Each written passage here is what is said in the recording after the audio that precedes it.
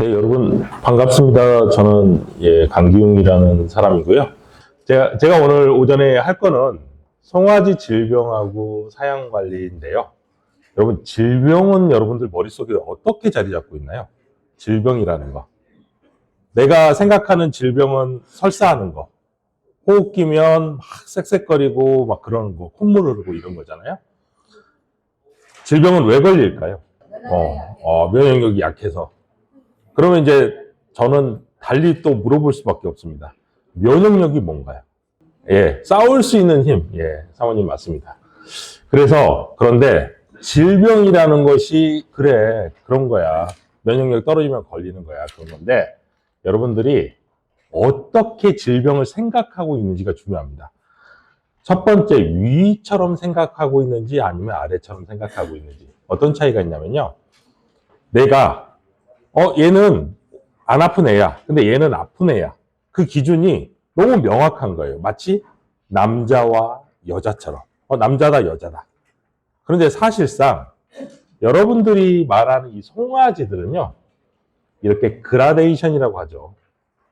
정상에서 질병 상태, 아픈 데까지는 이렇게 천천히 바뀌어가는데, 어떤 내 머릿속에 항상 저렇게 아픈 것, 안 아픈 것 똑 잘라서 이렇게 생각하시는 분이 있고, 농장에서 쟤는 좀 이상한 것 같은데 이렇게 들어왔다가 결국은 아픈 거를 확인하셨으면 이 두 번째로 관리하시는 분들이 송아지 관리를 잘 하신다는 거예요.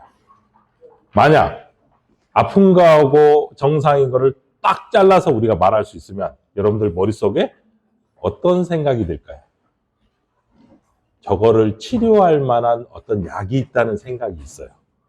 반면에 두 번째 상태로 생각하시는 분은 저렇게 가기 전에 내가 어떻게 해봐야겠는데라는 생각을 하게 됩니다. 그래서 근본적으로 저거는 굉장히 다른 사고방식이라고 생각하시면 돼요. 여러분들 그 농장 하시다 보면 스스로 뭔가 고치는 일들 많잖아요. 농기계도 그렇고 내가 쓰는 배합기도 그렇고. 그런데 이런 기계하고 소하고의 근본적인 차이가 뭘까요? 기계는요, 내가 안 고치면 시간 지난다고 해도 그게 고쳐지지 않습니다. 그런데 소는요, 나아요. 가만히 내버려도 나아요. 이걸 제가 선배 원장님하고 같이 이야기를 하니까 눈이 동그래지시는 거예요. 아니, 약을 안 써도 낫는다고? 이러는 거예요. 근데 여러분들 요즘 감기 걸리시잖아요.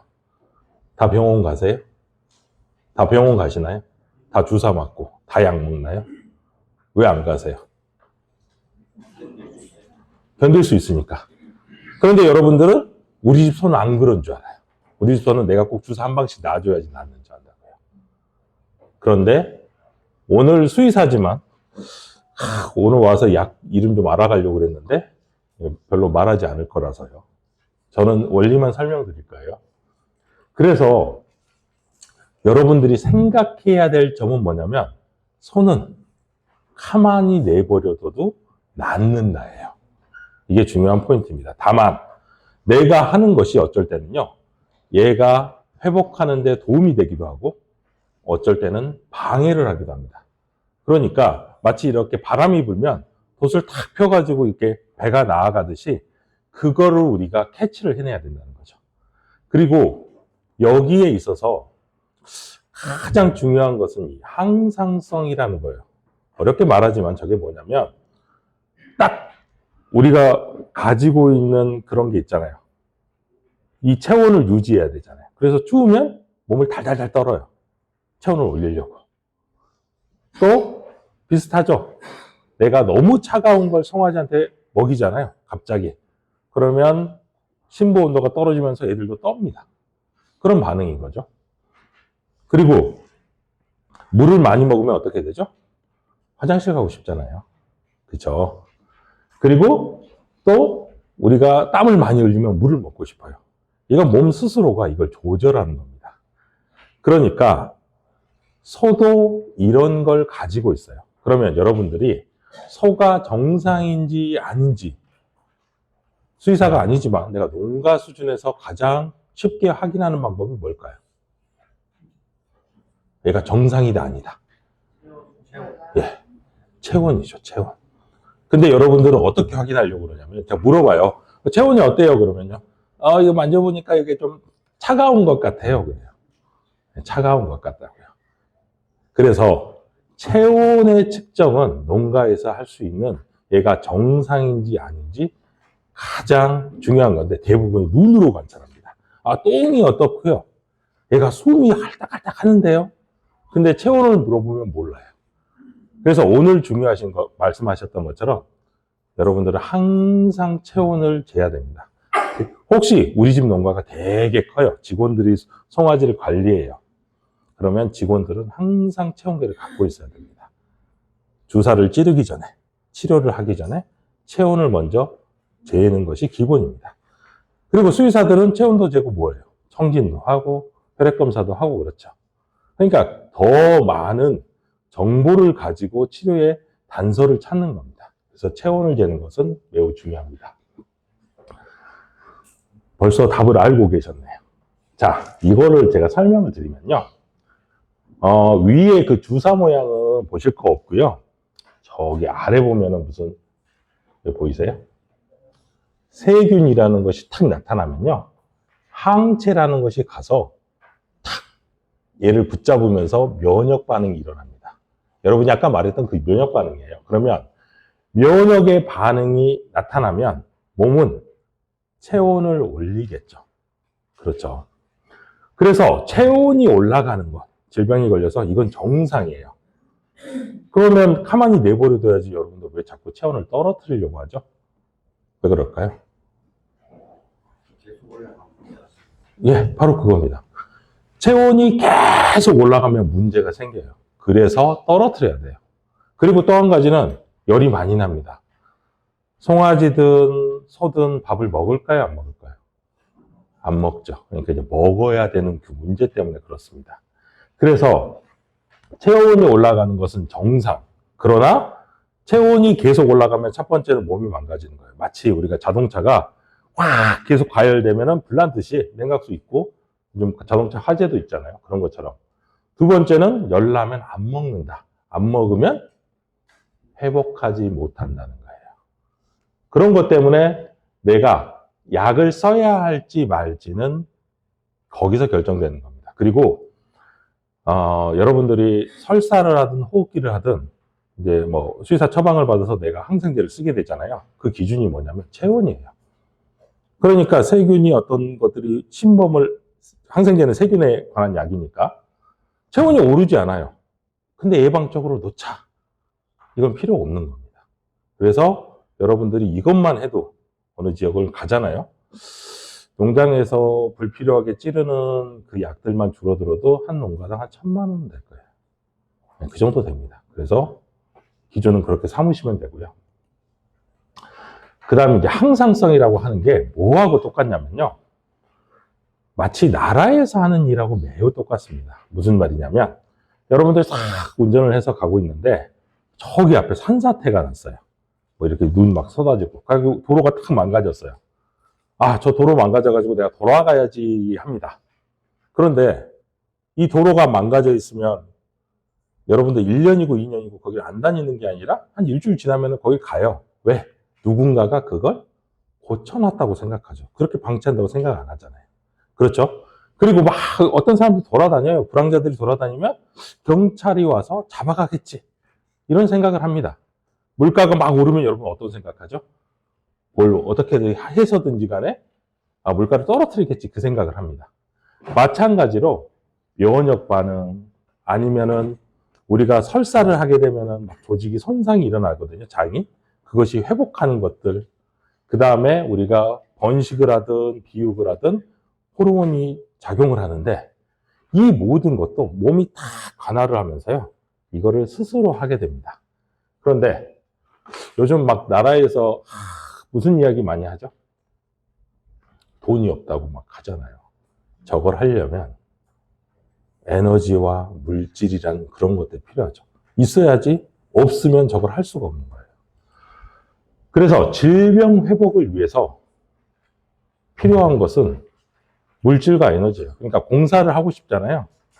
그러면 시멘트도 필요하고 건축 자재도 필요하고 또 뭐가 필요하죠? 인력도 필요합니다. 그러면 소한테 있어서 물질과 에너지가 되는 건 뭘까요? 예, 그런 겁니다. 물과 사료. 송아지는 젖 먹는 거예요. 그러면 여기서 여쭤볼게요. 송아지가 설사를 엄청 합니다. 젖을 굶겨야 됩니까? 먹여야 됩니까? 굶기면 아주 설사가 드라마틱하게 나은 것 같습니다. 왜? 돈이 없는데 어떻겠습니까?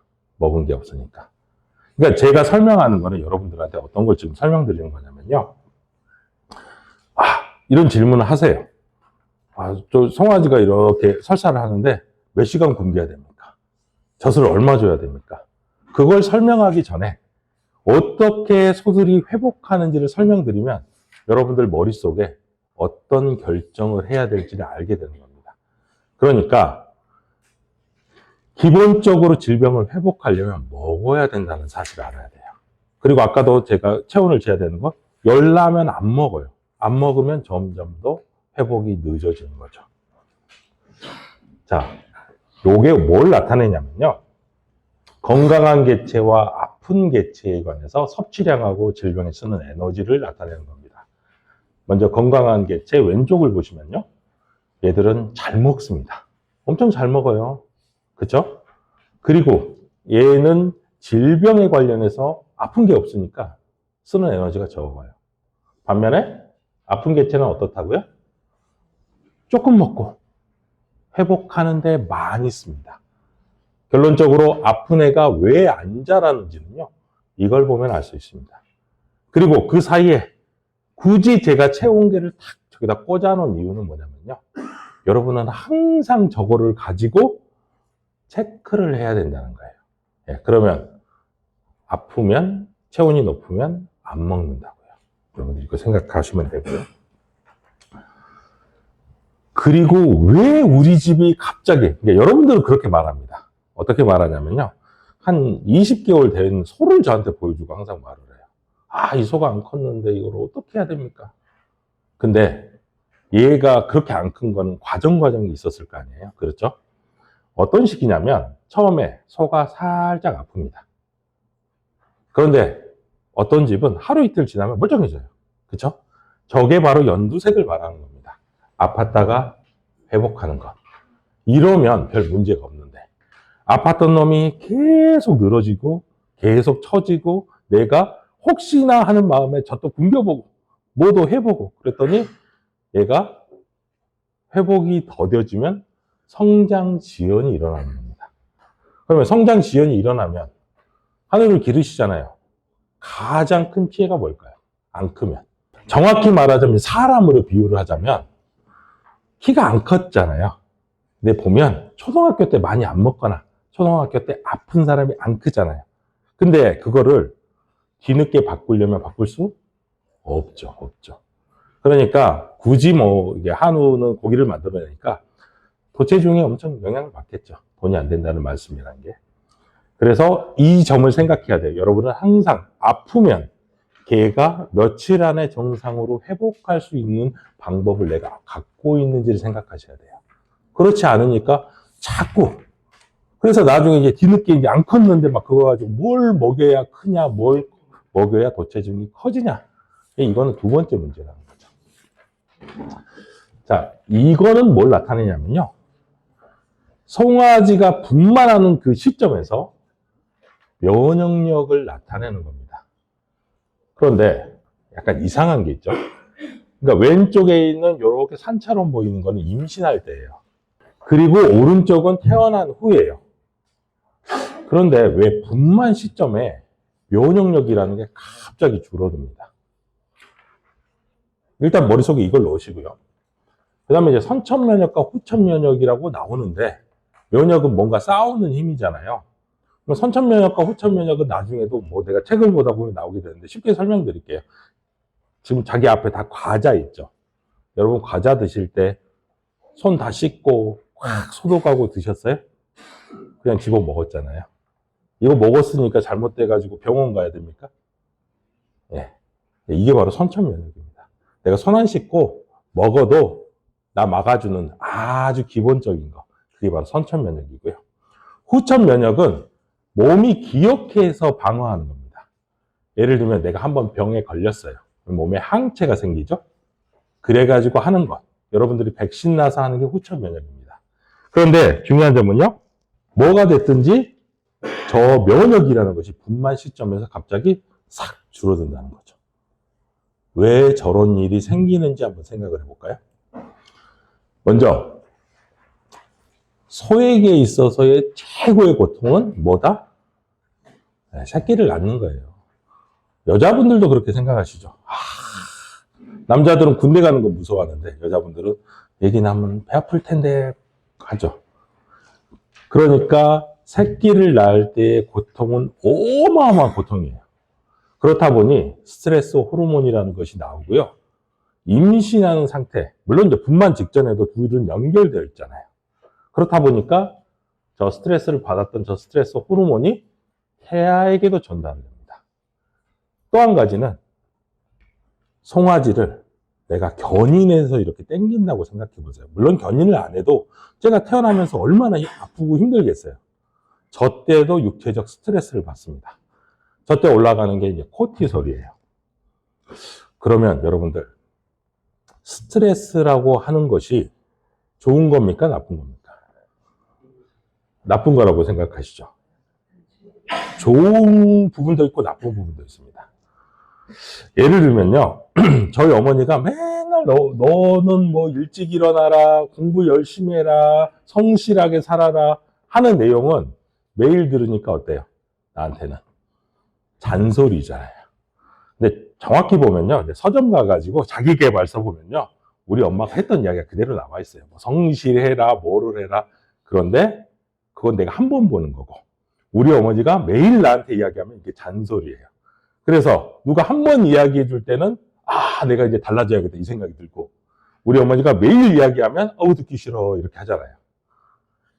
저것도 마찬가지입니다. 여러분들이 운동을 가볍게 30분 딱 조깅하고 아침에 나오면 이거는 스트레스라고 하지만 약한 스트레스는 면역력을 올리고요. 내가 하루 종일 뛰어다녀요. 골병 들겠죠. 그건 면역력을 억압하는 겁니다. 분만은 어때요? 어마어마한 스트레스예요. 그러니까 면역력이 떨어지는 방향으로 가는 겁니다. 그래서 얘가 아까처럼 되는 이유는요.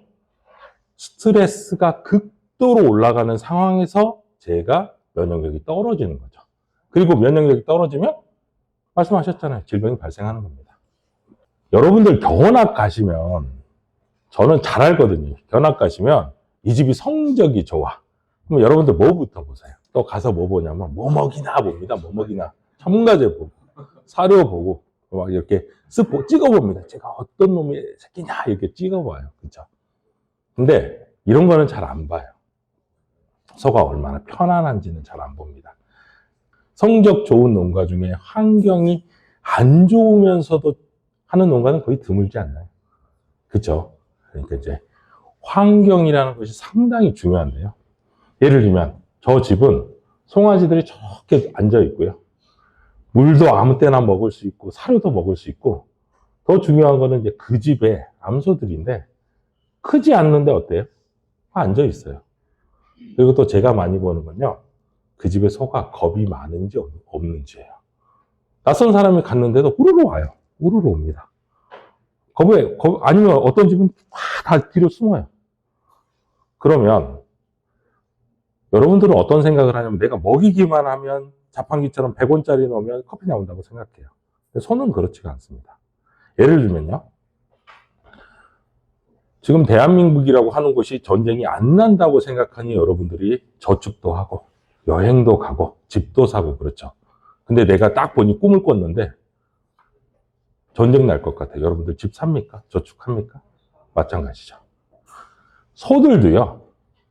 내가 편히 쉴 수 있는 상황이 돼야 스트레스가 없는 상황이 돼야 내가 먹은 거를 살로 저축한다는 생각하지. 만약 그렇지 않으면 언제든지 내가 도망가야 되는 상황이라고 하면 비육이라는 것은 일어나지가 않습니다. 스트레스를 받으면 똑같이 번식이 안 되는 이유도 바로 그것 때문입니다.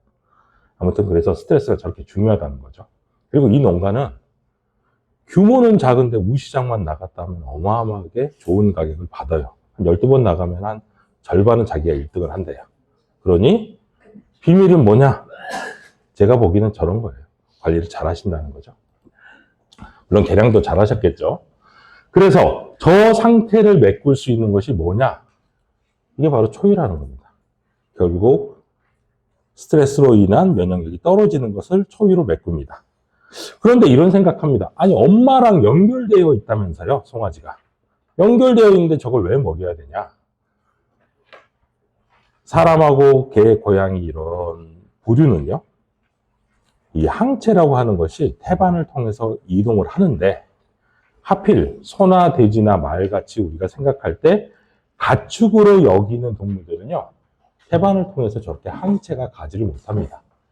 그렇다 보니 반드시 초유를 먹이는 게 중요합니다.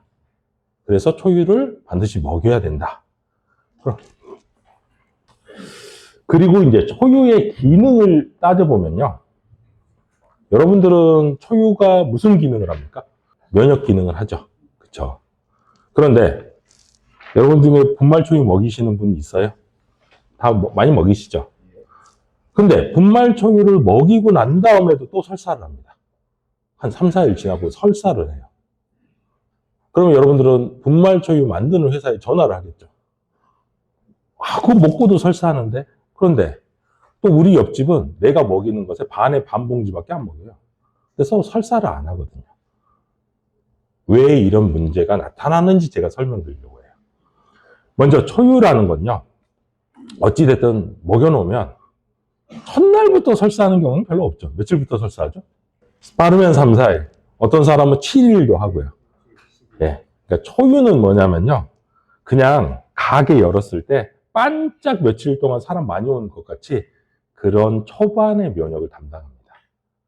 그리고 난 다음에 나중에 얘의 면역력이 올라가요. 그래서 저 구간 하이 리스크 피리어드라고 이야기하는 것처럼 초유가 지배하는 시간이 짧으면 짧을수록 질병이 자주 나타나는 거예요. 그러니까 초유 잘 먹었는데 왜 병 걸려요? 라고 하는 거는 며칠을 내가 버텼는데 그 이후에 내가 그걸 해주었느냐 안 해주었느냐에 따라서 결과가 달라집니다. 물론요, 우리가 분말초유 이야기가 나와서 그랬는데 그냥 우리 집 소들의 그 암소들의 우유가 좋잖아요. 초유가 좋잖아요. 아무리 조금 먹여도요, 그 집은 설사 잘 안 합니다. 그런데 그게 너무 떨어진다. 그러면 분말초유를 먹여도 어느 정도의 질병이 있는 겁니다.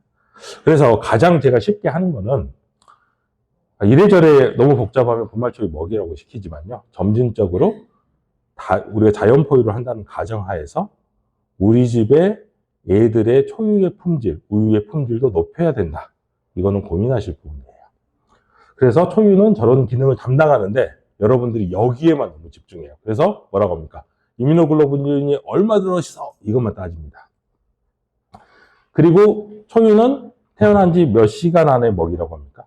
1, 2, 3 원칙이잖아요. 초유를 1, 2시간 이내에 2, 3, 3리터. 이게 3리터라고 하는 거는 보통 생시체 중에 8.5%에서 한 10% 먹이라는 이야기거든요. 그런데 그래서 여러분들 2시간 넘으면 초유를 안 먹여야 되나요?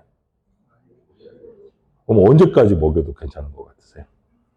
그냥 나는 이유는 모르겠는데 그냥 내가 뒤늦게 먹여도 그래도 초유는 효과 있는 것 같아요. 몇 시간까지 가능하신 것 같아요? 3일요? 네. 그러니까 어쨌든 여기에서는 뭔 3일이야 하루지 이러신 분들 서로 있을 거예요. 그런데 다 경험해서 말씀하시는 거거든요. 왜 그런 일이 일어나는지? 3일은 적혀있던데. 아, 그래요? 아. 근데 이제 그 3일은 제가 다른 의미의 3일이거든요. 근데 이뮤노글로불린에 관해서만 설명드릴게요. 옛날에는 저게 이런 거거든요. 장벽이 이렇게 있으면 그게 이렇게 닫혀요. 그러면 이제 항체 못 들어가. 그러니까 소용없다 그랬어요. 근데 이놈들이 문이 완전히 안 닫혀요. 스물스물 기어 들어갑니다. 그 설명드리는 게, 물론 태어나자마자 초유를 반드시 먹이면 제일 좋아요. 그런데요, 일부러 6시간 있다가 먹이거나 12시간 있다가 먹여도 어느 정도는 된다는 겁니다. 그러니까 과거에 이런 분들이 있었어요. 나는 모르겠고 그냥 나는 좋다고 하니까 계속 먹일래. 이런 분들이 있는데 실제 효과가 있냐? 효과가 있습니다. 그러니까 내가 원래 우리 집에 태어난 애들 무조건 분말 초유 먹여요. 근데 내가 깜빡 잊고 태어나는 거 못 보고 아침에 봤어요. 먹여야 되냐 말아야 되냐 물어보시는 분들 먹여도 됩니다. 그리고 이렇게 물어보시는 분들이 있어요. 의외로 3일 지났는데 얘한테 초유를 먹여도 됩니까? 물어봐요. 이 말은 이분들은 초유는 태어나자마자 먹여야지 3일 지나서 먹이면 잘못되나 이걸 물어보시는 거거든요. 잘못되지 않습니다. 그냥 먹이셔도 돼요. 그리고 이제 다음 건 뭐냐면 일단 초유는 한번 먹여요. 태어나자마자. 먹였는데 내가 12시간 후에 또 먹이면 이게 효과가 있나 없나. 물론 처음 먹었을 때만큼은 효과가 없지만 그 이후에 한 번 더 먹이는 것도 또 효과가 있다는 겁니다. 그래서 미세하게 초유를 급여했을 때 전환유, 우유 이렇게 했는데 그럼 전환유는 도대체 저거 뭐야? 초유에서 우유로 바뀌잖아요. 한 5일 정도 지난 사이에. 그러니까 2일, 3일, 4일 그때가 전환유입니다. 대표적인 전환유가 뭐냐면 젖소 농장에서 받아온 거는 사실상 초유가 아니죠. 초유인 경우도 있지만 색깔이 다 다르잖아요. 이거 좀 이상하지? 그게 이제 전환유들이에요. 이틀째, 3일째 있는 것들. 그러니까 초유는 많이 먹이면 많이 먹일수록 일단 항체 측면에서 좋아요. 그리고 한 가지 좀 재밌는 사실이 있는데요. 이건 이제 소의 초유거든요. 모든 것, 다른 거 다 떠나서 뭐 지방, 단백질, 아미노산 다 떠나서 1일차, 2일차, 3일차, 4일차, 5일차로 가면 점점 순도가 낮아집니다. 그런데요, 돼지는 그렇지가 않아요. 돼지는요, 초유의 에너지가 더 적어요. 뒤로 가면 갈수록 더 높습니다. 근데 소는 이래요. 그래서 소의 초유는 에너지원으로도 엄청 중요하다는 겁니다. 근데 여러분들은 항체만 생각을 하는데 이 에너지라는 것을 지금부터 설명을 드릴게요. 그러면 송아지를 여러분들이 뭘로 인식해야 되냐면요. 이겁니다, 이거. 휴대폰. 휴대폰은요, 이게 껍데기 이렇게 케이스가 있잖아요. 안 깨지라고. 이런 게 초유예요. 근데 휴대폰은 여러분들 쓰고 싶으면 뭘 해야 되죠? 반드시? 계속 쓰고 싶으면? 충전을 해야 됩니다. 충전을 안 하면 꺼지게 돼 있어요. 근데 여러분들이 충전을 안 하고 어떻게든 하려고 하면서 문제가 생기는 겁니다. 그리고요, 휴대폰 보면 어떤 거는 한 번 충전하면 하루 종일 가고 그 다음날까지 가는 게 있고 어떤 거는 한 반나절 되면 또 꽂아야 돼요. 이렇게 다 꽂아야 돼요. 어디 갈 때마다 음식점에서 꽂아야 돼요. 서로 따지자면 뭐가 그걸 좌우할까요? 생식 체중입니다. 체중이 작으면 작은 배터리라고 생각하시면 돼요. 크면 조금 큰 배터리. 근데 그걸 이제 정확히 말씀드리면 이거랑 똑같습니다. 소가 조금 생식 체중이 작으면 무게는 부피는 좀 작은데 겉 표면적은 더 넓거든요. 그러니까 저 같은 사람이 왜 겨울에 덜 추위를 타냐? 몸무게에 비해서 표면적이 그렇게 안 크기 때문에 그렇습니다.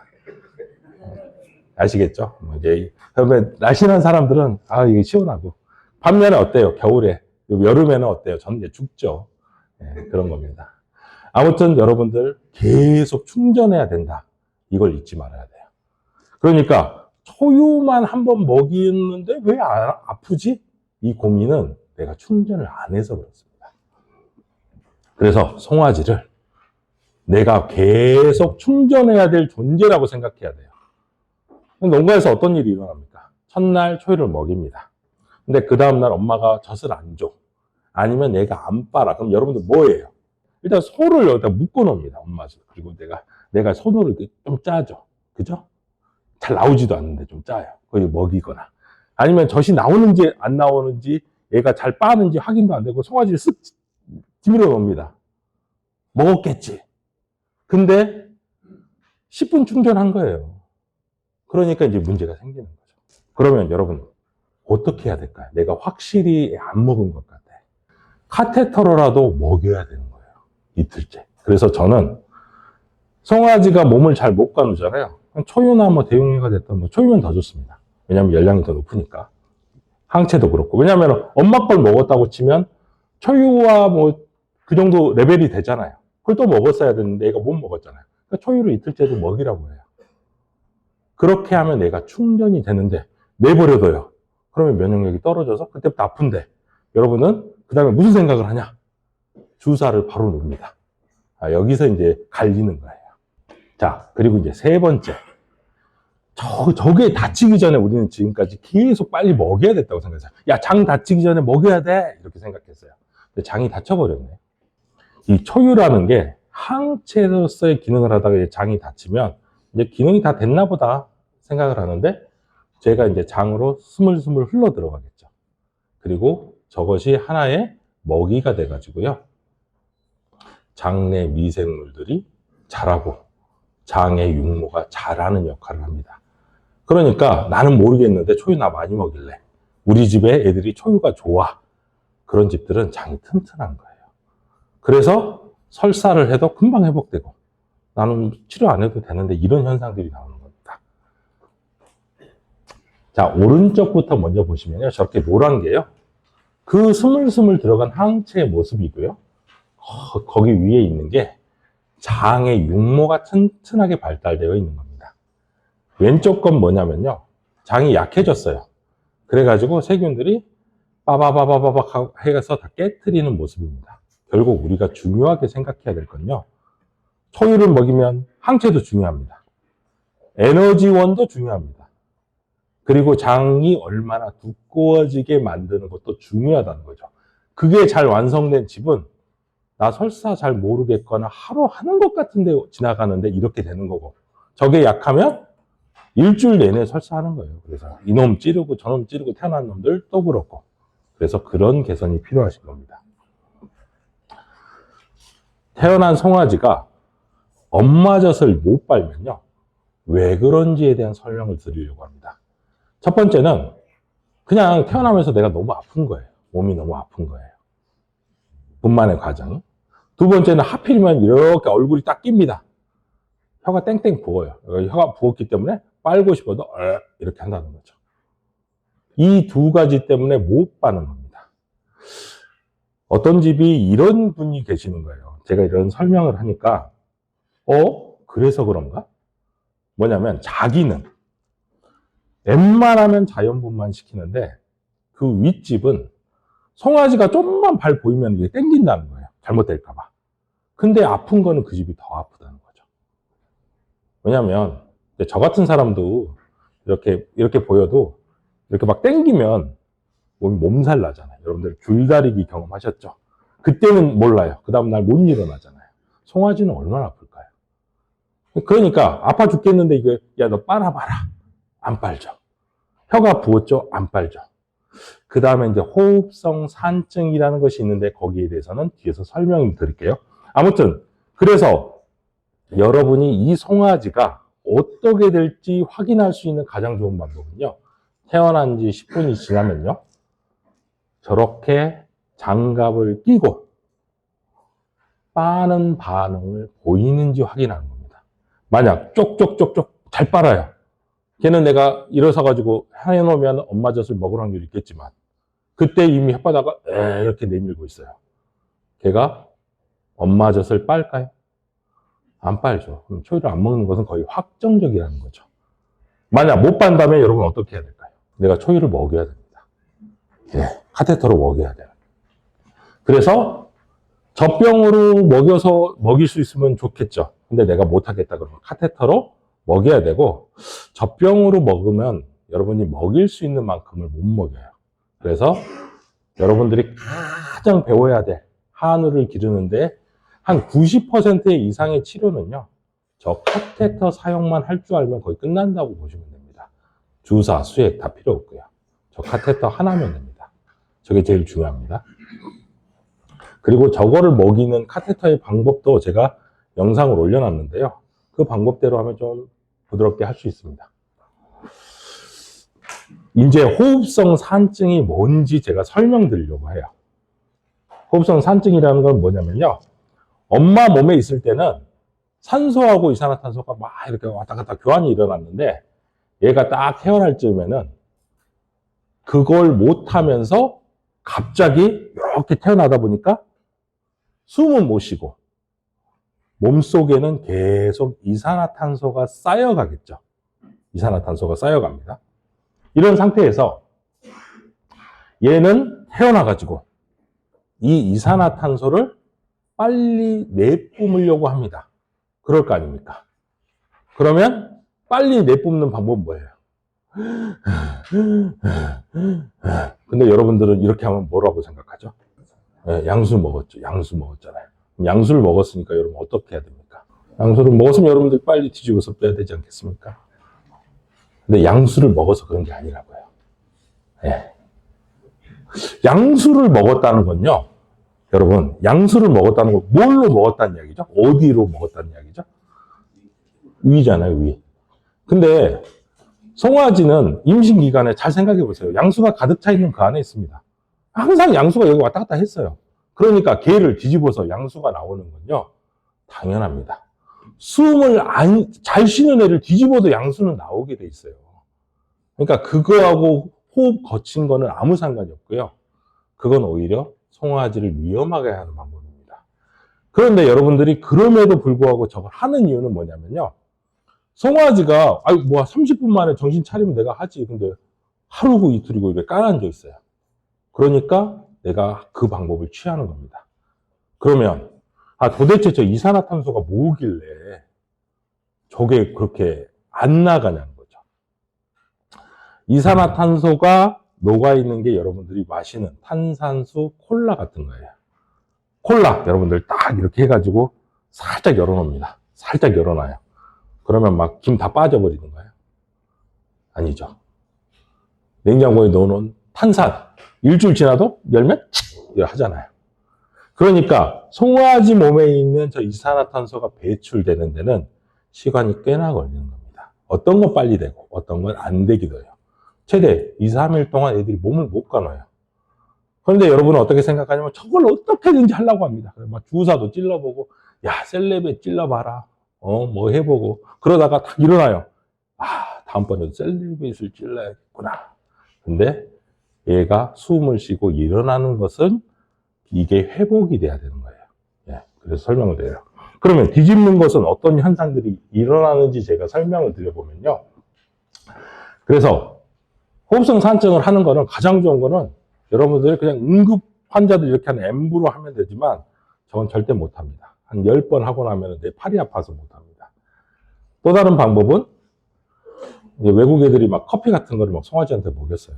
이유는 몰라요. 근데 조금 좋아지는 것 같아. 카페인 때문에 그랬습니다. 근데 실제 난산에 걸린 애들한테 쓰는 것들이 저는 카페인 유사 성분이에요.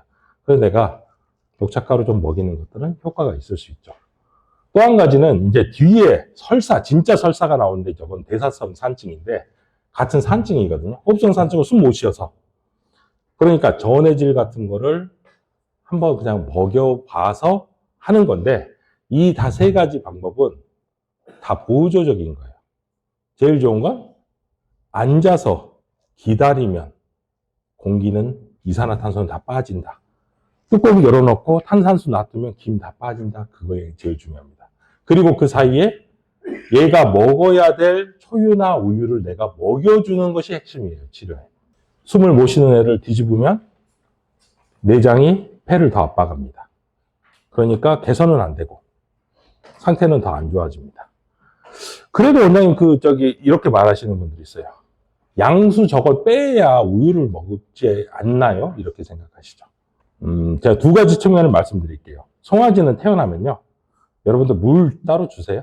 물을 따로 줘야 됩니다. 그리고 송아지는 태어나는 순간 탈수가 어느 정도 있어요. 그러니까 양수라는 것은 그 탈수에 있어서도 되게 중요한데 그걸 일부러 빼실 이유는 없습니다. 두 번째는 아까 제가 장내 미생물이 되게 중요하다고 그랬잖아요. 그 송아지의 장에 있는 미생물은 어디서 옵니까? 그 장내 미생물의 원천이 되는 건요. 이 안에 있는 양수입니다. 양수예요. 그러니까 쌍둥이가 태어나면 걔네들은 유사한 장내 미생물을 가지고 있다가 먹는 또 사료에 따라서 이렇게 점점 바뀌거든요. 그러니까 양수는 그 역할을 하는 거예요. 근데 여러분들이 뒤집어서 뺀다는 이야기예요. 그리고 겨울철에는 하나의 물주머니, 핫팩을 갖고 있는데 얘가 이거 체온 유지하고 있는데 여러분들이 뒤집어서 뺀다는 이야기예요. 그러니까 그 어느 것 하나도 뒤집어서 양수를 제거하는 것은 아무 의미가 없다는 이야기입니다. 자, 이거 녹색, 노란색, 빨간색은요. 자연분만, 조력분만은 내가 조금 땡겨서 한 거고, 세 번째는 아주 힘들게 난 경우예요. 그런데 봤더니 이 조직 손상이 있거나 근육 손상이 있을 때의 그런 지표들이 난상 걸렸던 애들이 확실히 높아요. 아, 그러면은 그냥 우리 그냥 이렇게 타박상 입은 것 같은 그런 상태라는 거죠. 그래서 내가 난상이 돼 있을 때 그나마 얘한테 조금 도움되려고 하면요. 이렇게 소염진통제를 놔주는 게 좋은데요. 원래 제가 약은 잘 말하지 않지만 그래도 제일 좋은 게 이제 멜록시캄이라는 제제가 우리가 알고 있는 케토프로보다는 더 좋습니다. 근데 메타캄이라는 약은 좋은 약이긴 하지만요. 너무 비싸고요. 뭐 카피 제품은 멜록시캄이 있으니까 놓으시면 되는데 메타캄이 제일 좋긴 합니다. 지금 뭐냐면 난상이 확실하다. 그때는 저런 걸 한 번 정도 놔주는 것은 도움이 된다입니다. 네. 너무 아파하니까. 송아지의 감염이 일어나는 곳은 결국은 저기입니다. 사람으로 따지자면 마스크를 우리가 쓰고 손을 닦는 이유도요. 결국 손이 지저분하고 여기 만지기 때문에 그래요. 그런데 송아지는 하나 또 있죠. 제대입니다. 제대. 근데 제대는 원래 뭐 했던 곳입니까? 그렇죠. 영양분을 공급했죠. 그러면 당연히 혈류를 막 타고 돌아다녔겠죠. 어디를? 간, 신장, 뭐 이런 데 다 돌아다녔겠죠. 여러분들이 연결짓지 못하는 건 뭐냐면 시간차가 크면 여러분은 연결짓지 못해요. 송아지가 우리 집에 멀쩡한 놈이 갑자기 저거 대단하다 그랬는데 그러면 갑자기 희마리가 없어요. 그러다가 갑자기 죽어가요. 수의사 불러요. 다 정상인데요. 그래요. 좀 혈당은 나죠. 혈당은 왜 낮겠어요? 안 먹었으니까 낮겠죠. 제대 감염이 일어나면요. 그 주요 장기에 시간차를 두고 급사가 일어날 수 있어요. 근데 여러분은 그걸 연결짓지 못하고 단순히 제대 감염은 제대 거기에 염증이라고만 생각하기 때문에 제대 소독을 안 하시는 겁니다. 근데 나는 평생 그런 일 없어 그래요. 두수 많은 데는요. 많아요. 1년에 한두 마리씩 많습니다. 그리고 또 생각하시는 것 중에 하나가 뭐예요? 우리 집은 분말초이나 이런 걸 안 먹여요. 이유는 설사가 그렇게 안 심하대요. 근데 그분이 생각 못하는 건요. 초유 먹이는 거하고 호흡기는 관련 없다고 생각해요. 그냥 호흡기는 이따가 이유할 때 있으니까 전혀 상관이 없어요. 근데 여러분들은 시간차가 두고 있는 일들을 연결시켜야 됩니다. 그러니까 제대를 하는 이유는요. 들어가는 거를 막는 겁니다. 제가 좀 오바스럽게 가장 송아지한테 중요한 시기를 2, 3일로 봅니다. 2, 3일 동안은요. 내가 분만 처치하고 이렇게 지저분한 손으로 송아지 입을 만지면 안 돼요. 여러분은 몸 이렇게 있다고 하면 막 불로도 소독하고 막 소독약도 뿌리는데 희한하게 송아지는 지저분한 손으로 만집니다.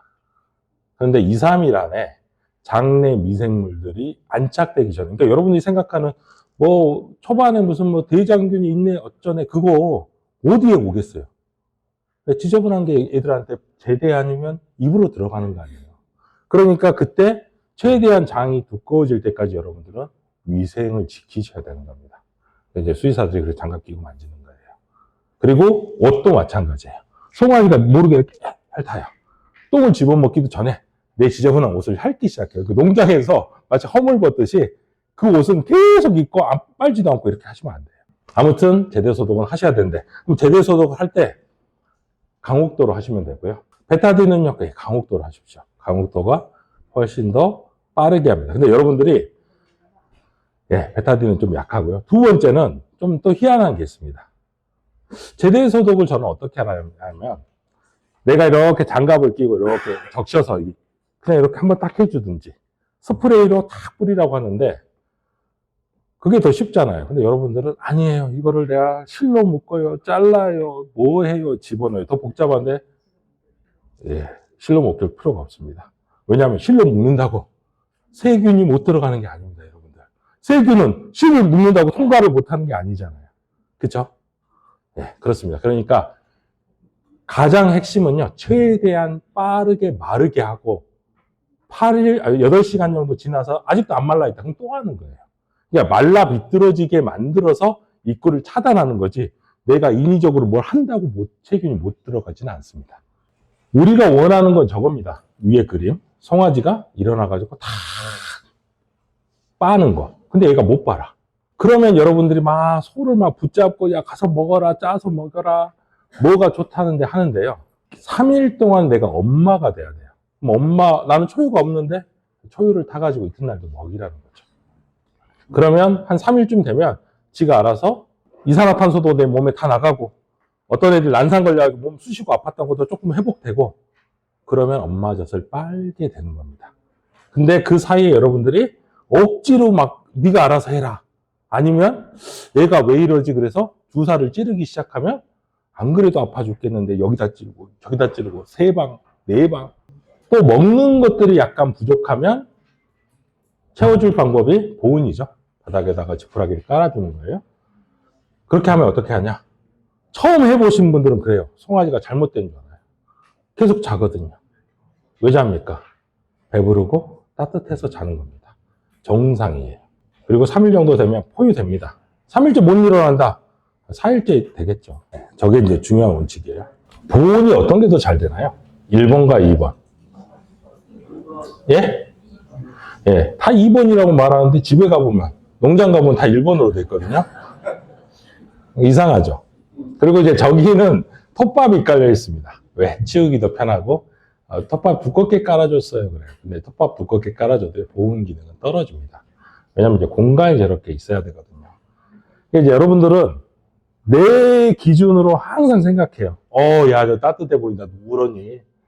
옷도 입었네. 너도 입고 나도 입고. 근데 이제 바닥 두께가 더 보온에 핵심적이죠. 저기서 많이 하니까. 그래서 제가 아까 치료할 때 중요한 게 뭐라고요? 에너지가 중요합니다. 에너지. 잘 먹고 손실이 없어야 돼요. 자, 이거 가지고 제가 설명을 드릴게요. 농가에서 전화가 옵니다. 좋은 호흡기 약을 좀 추천해 달래요. 좋은 호흡기 약. 그러면 무슨 약이 있습니다. 그러면 그것도 있어. 없는 약이 없어요. 다 갖고 있어. 근데 그분은 뭐예요? 무슨 약을 써도 치료가 안 되는데 그 약을 쓰는 것을 떠나서 제가 기본적으로 하는 방식이 바로 저겁니다. 아픈 호흡기에 걸린 송아지가 있잖아요. 격리가 가능하면 격리를 하시고요. 엄청 두껍게 깔아줘야 됩니다.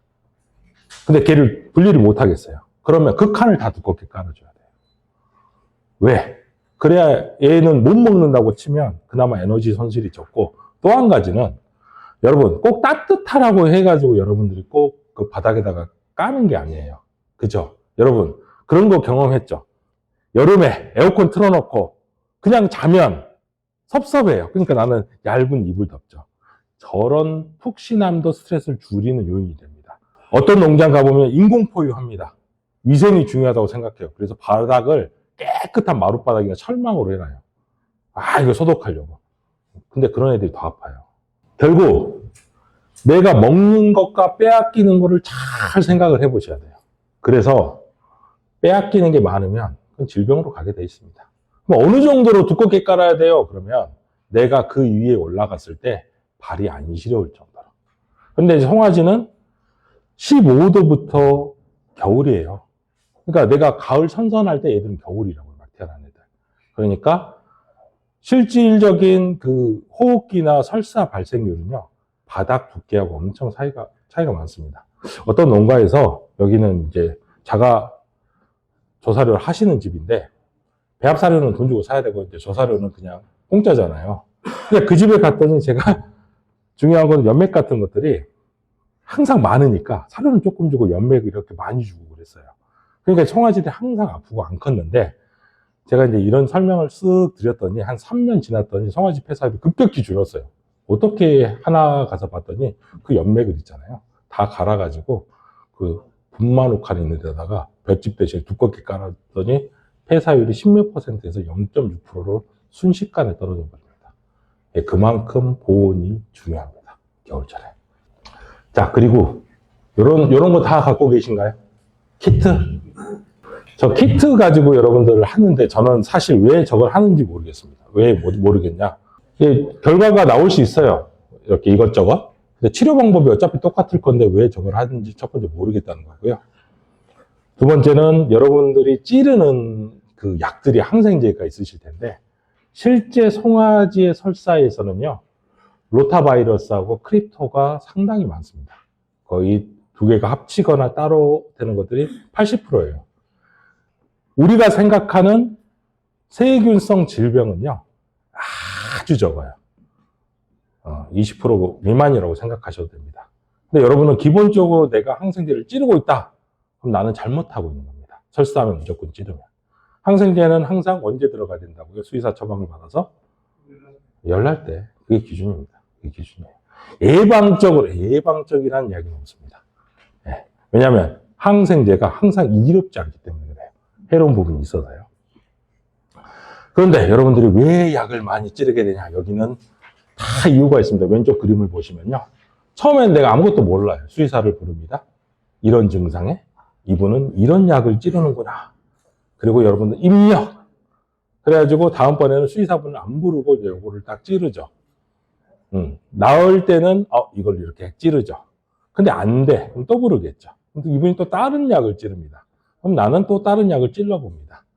그러면 그 다음에는 또 2개를 찌르게 되고, 그래서 계속 약의 숫자는 늘어납니다. 그리고 제가 처음에 말했었던 그 부분도 있어요.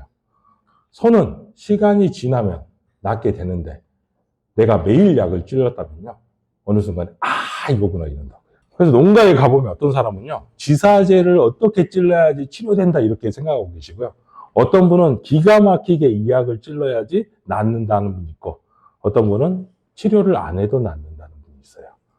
근데 결론은 생각보다 여러분들이 너무 많은 약을 쓰고 있다는 거, 그거는 인지하셔야 됩니다. 그리고 이제 설사에 관해서 이제 들어갔네요. 설사는 중요한 부분은 그겁니다. 설사가 일어나는 건 이유가 있어서 그런 거예요. 이걸 내보내야 된다는 거. 두 번째, 감염 상태에서 설사는요, 장벽이 반드시 손상된다는 이야기입니다. 장벽의 손상이라는 게 중요하고, 그리고 설사는 물이 나가요. 지 혼자 물이 쫙 나가요. 그걸로 안 끝납니다. 전해질이라고 하는 거를 같이 끌고 나갑니다. 그러니까 물만 채워줘서는 몸이 정상으로 안 돌아온다고요. 전해질을 같이 해야 되고요. 이거는 제가 설명 이미 드렸죠. 단유와 지사제는 도움이 되는가? 도움이 안 됩니다. 자, 그러면 이제 이 부분을 설명드릴 건데, 제일 윗부터 보실까요? 감염으로 인한 장벽이 손상되면 무슨 일이 벌어지냐? 우유를 내가 100을 평상시 먹어서 100을 다 소화시켰다고 치면 내가 100을 먹어도 그다음부터는 80 정도 쓴다라고 생각하시고, 더 심해지면 70, 60 떨어지는 겁니다. 그러니까 원래 먹는 것보다도 다 못 빨아들여요. 물도 마찬가지예요. 그런데 여기서 굶겨요. 그러면은 극단적인 에너지 부족이 오죠. 그러면 수의사를 부릅니다. 내가 단유시키고 못 먹고 불러요. 딱 합니다. 그러면 저혈당인데, 저혈당? 그럼 포도당 달자. 근데 그거하고는 상관이 없는 거예요. 그 하나 가지고는 송아지를 살릴 수가 없어요. 그러니까 계속 먹게 만들어야 됩니다. 그래야 회복도 잘 되고요. 애들이 처지질 않습니다. 그 다음에 물도 줘야 되고, 마지막은 전해질까지 같이 줘야 된다는 거죠. 그래서 이제 말씀하셨던 게, 그 질문 하셨잖아요. 물설사가 아니야. 전해질을 주긴 주대요. 보통은 물설사 같은 거에 한 절반 정도로 해서 주시면은 애초에 개가 다음 단계로 넘어가는 것을 막을 수 있죠. 그리고 결국은 이런 상태라고 생각하시면 됩니다. 설사를 하면 왼쪽처럼 장육모가 이렇게 잘 살아있고, 설사를 안 하면요, 설사를 하면 얘가 깎여나가요. 그러면 저 깎여나간 저거는 평생 저러고 있을까요? 회복됩니다. 여러분들 매운 아구찜 먹고 오늘 화장실 들락날락하고 모레는 괜찮아집니다. 괜찮아져요. 송아지도 마찬가지예요. 저게 회복한다는 거예요.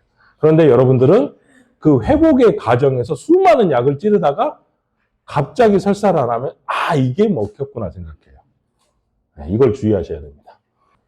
어떤 교재 같은 데 가보면 똥의 사진을 이렇게 놔주고 난 다음에 바이러스성 설사, 세균성 설사, 원충성 설사를 똥의 모양으로 설명하는 그런 게 있더라고요.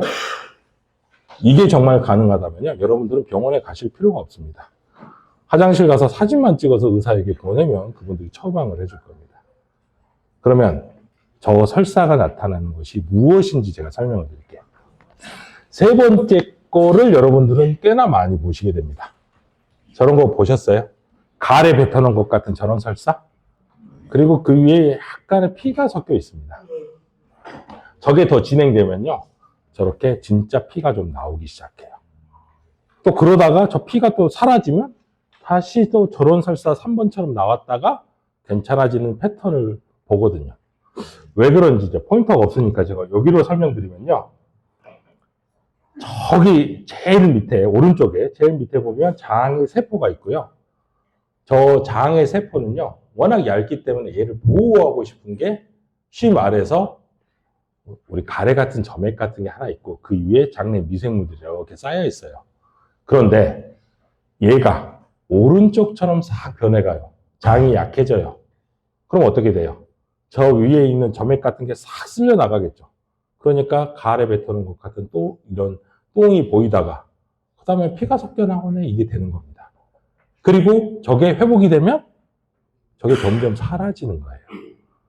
그래서 누군가 원장님 피설사 하는데 뭐 약을 써야 돼요? 여러분 뭐 약을 써야 됩니까? 일단 여러분들 콕시듐 약을 먼저 먹이시겠죠. 그러시겠죠? 네, 그럽니다. 그리고 난 다음에 딱 사라지면 콕시듐이었구나 이렇게 생각하신다고요. 근데 그게 아니라 장벽이 저상돼. 물론 콕시듐일 수 있어요. 근데 그게 중요한 게 아니라는 거죠. 내가 그걸 없앤다고. 예를 들면 여러분들이 다 월급 봉투를 가지고 가다가 소매치기를 당했습니다. 그러면 여러분은 어떻게 생각하냐면, 걱정 마세요. 제가 소매치기 보험을 잡아드릴게요. 근데 내가 필요한 건요, 월급이에요. 한 달 동안 써야 할 거. 여러분들이 집중해야 될 건요, 저 상태를 없앨 그 약을 찾아서 치료하는 게 아니라 그동안 송아지가 버틸 수 있도록 해서 장벽이 재생되는 것을 도와주는 게 설사치료의 기본이라는 겁니다. 그러면 도대체 언제 수액을 달아야 되냐라는 기준이에요. 뭐 쉽게 말씀드리면요, 송아지가 못 일어날 정도 되면 그거는 내가 먹이는 걸로 어떻게 할 수가 없어요. 응급 상태입니다. 그때는 수액을 반드시 달아야 돼요. 심지어 수의사를 불렀는데 수의사가 안 오면 나라도 어떻게든지 갖다 뭘 꽂아야 된다는 이야기예요. 그게 뭐가 됐든 꽂아야 된다고요. 안 그러면 어떻게 돼요? 쇼크로 죽습니다. 쇼크로. 그러면 그 전 단계까지 내가 뭘로 해야 되냐면요, 내가 희망이가 없어요. 설사를 해요. 그러면 저온해질을 먹여야 됩니다. 근데 얼마를 먹여요? 그러면 물설사를 하면요, 아침에 2리터, 저녁에 2리터 먹이라면 사람들이 깜짝 놀랍니다. 그렇게 많이? 나도 못 먹는데? 하루에 우리 2리터 물 마시기도 못하는데 송아지가 그렇게 이렇게 생각하시죠. 송아지는 얼마나 물을 먹을 수 있을까요? 일주일에 1리터 먹고요, 2주에 2리터 먹고 3주에 3리터의 물을 우유 위에 먹습니다. 그리고 이거는요, 6%가 빠져나갔다고 하면 기본적으로 어느 정도 나간 거냐면 얘들 체중으로는 그냥 빠져나간 만큼 먹이는 거예요. 그러니까 그게 많은 양이 아니라고요. 아까 질문 주셨던 것처럼 살짝 연변, 그래도 2리터 하루 정도, 아침에 1리터나 아니면 한 번에 2리터를 주든지 하루에 2리터는 그냥 기본 들어가도 된다는 거죠. 그리고 못 일어난다, 응급이라는 겁니다. 그리고 그 단계를 넘어선다, 그러면 얘가 죽는 게요, 그냥 이게 아무 순환이 안 일어나서 그 자리에서 죽는 겁니다. 전해질이라는 것 전제를 내가 몰라도요, 어디 시골 같은데 어디 가보면 할머니들 그 보리차 끓여가지고 먹여요, 송아지들. 안 죽습니다. 네, 안 죽어요. 그러니까 먹이는 전해질이 매우 중요합니다. 근데 지금 이제 하시니까 전해질이 도대체 뭔데? 우리로 따지자면 이제 포카리 스웨트 같은 건데, 근데 이제 송아지는 훨씬 더 세야 돼요. 예를 들면요, 영양, 이렇게 파괴된 육모는 영양이 제대로 안 되니까 우유 계속 먹어야 되고요, 굶기는 건 없습니다. 예, 근데 나 굶기고 싶은데 6시간 넘기면 안 돼요. 예. 그리고 탈수가 동반하니까 물통에 가게 만들어야 되는데, 또 물통을 여러분들이 또 막는 경우가 있습니다. 왜? 튀어나간다고. 맞습니다. 그리고 또 내가 관찰을 합니다. 아픈 송아지가 젖은 안 먹고 계속 물통 가서 계속 물만 짭짭짭짭 합니다. 그러다가 나중에 보니까 위가 출렁출렁해요. 그러다 죽어요. 물 먹고 죽었구나. 내가 물통을 막겠다. 더 빨리 죽습니다. 그거하고는 관련이 없어요. 그리고 카테터가 중요한 이유가 전해질을 저런 식으로 먹여줘야 됩니다. 그런데 이제 여기에 되게 지치는 분들이 있어요. 일주일 내내 하면 어떻게 해야 돼? 일주일 내내 먹여야 되거든. 안 그러면 그렇습니다. 근데 저렇게 하면 수액 달 일은 없어요. 그래도 나 수액을 달겠다. 생리식염수를 제일 많이 답니다. 여러분들 왜 그렇게 생각하냐면 생리식염수는 괜찮아 이렇게 생각해요. 아닙니다. 제가 대사성 산증이라고 그랬죠. 생리식염수를 많이 달면 혈행의 pH가 점점 떨어져요. 산증으로 갑니다. 그러니까 이제 수액은 약간 전문적인 영역이에요. 조심하셔야 되고, 그리고 이제 원래 그 사람 죽이는 킬러들은요, 이렇게 입에다 뭐 청산가리를 이렇게 털어 넣지 않습니다. 정맥에다 뭘 넣잖아요. 내가 혈관에 뭐 넣는 거는 엄청 위험하다는 사실을 아셔야 돼요. 함부로 수액을 달지 말고, 웬만하면 경구로 하세요. 우리가 이제 배추를 소금에 절일 때 물이 싹 밖으로 나오거든요. 물론 제가 높아서도 있지만, 이거는 이제 제가 저렇게 예를 드렸지만, 중요한 거는요, 왜 물만 먹여서는 안 되는지에 대한 설명인데, 결국 설사가 계속 안 일어나려면요, 이 나트륨이라고 하는 것이 송아지 몸으로 들어가야 돼요. 그래야 수분을 붙잡아 놓습니다. 이게 안 되면 무슨 일이 일어나냐? 이상하게 내가 많이 먹이는 것 같은데 계속 연변이 납니다. 그러니까 전해질 중에 어떤 게 있냐면, 너무 많은 전해질이 있으니까 제가 설명은 못 드리겠지만, 거기에 소도 그려져 있고, 돼지도 그려져 있고, 닭도 그려져 있고, 이거는 그냥 걔들 먹을 때 다 주는 거지, 송아지 전해질이 아니에요. 교정 못 합니다. 설사할 때 쓰는 전문 전해질, 뭐 이렇게 영상에 나오거나, 여기 나오거나, 이런 걸 쓰셔야지, 그런 거 쓰면, 제가 분명히 말하거든요. 전해질 먹이셔서 먹였어요. 근데 눈이 계속 들어가네요. 예, 교정이 안 돼서 그렇습니다. 그러면 얼마 먹여야 됩니까? 하루에 2에서 4리터인데, 2, 3일 먹여야 돼요. 근데 농가에서 어떻게 하냐면 먹였어. 그 다음날 쌩쌩해져요. 그러면 안 먹여요. 그 다음에 다시 깔아집니다. 그러니까 이제 2, 3일 기본으로 해야 교정이 더 빠르다는 거죠. 자, 그리고 이제 호흡기에 대한 설명입니다. 여러분, 왜 소는 호흡기에 걸리면 잘 안 클까요? 소는 반추위가 있거든요.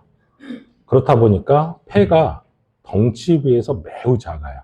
제네시스 차량에 아반떼 엔진을 단 거랑 똑같죠.